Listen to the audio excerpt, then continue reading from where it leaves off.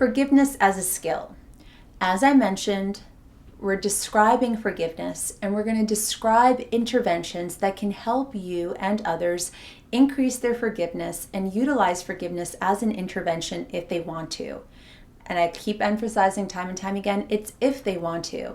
I think that the place where this can be the greatest obstacle is not just when you feel vengeful, but actually when you want to forgive and you don't have the adequate tools to actually know how to make it happen. And many people don't recognize that forgiveness, like communication styles, can be a learned skill set, and that you can practice it and you can get better with time. So the most important thing is when you want to try it out.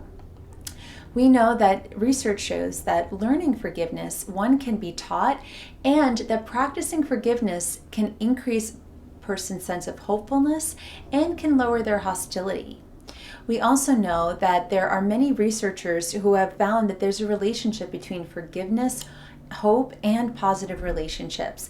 The leading researcher in forgiveness is Dr. Everett Worthington, and he has a complete list of dozens and dozens and dozens of studies that you can look at based on his work on forgiveness, both interventions, meaning experiments where in the lab they've tested different approaches to forgiveness, and also more methodological studies on forgiveness, identifying what is it, how does it work, what are its mechanisms. One of the things that I think is most important to recognize is that there's a difference between justice and forgiveness.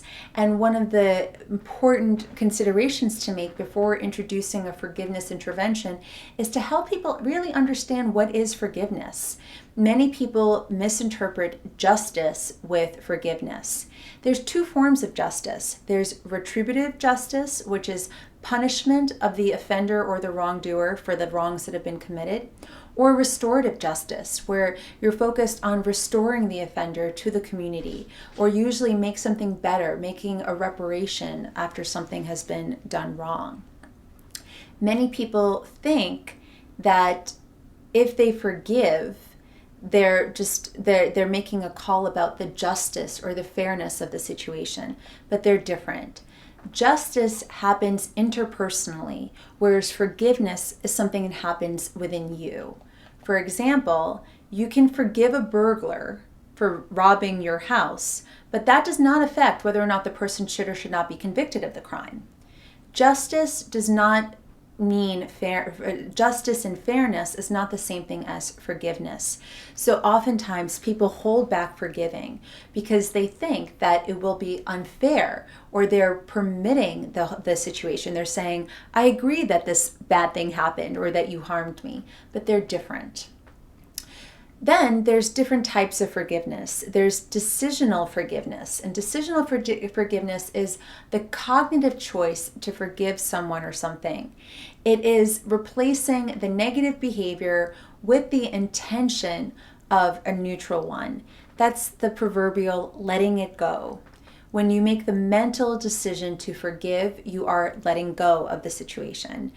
However, emotional forgiveness is when you're able to replace the hurt, the emotion of unforgiving, with a more positive emotion, such as empathy or sympathy or compassion or love or peace. It's a sense of opening your heart, creating a softness for the situation.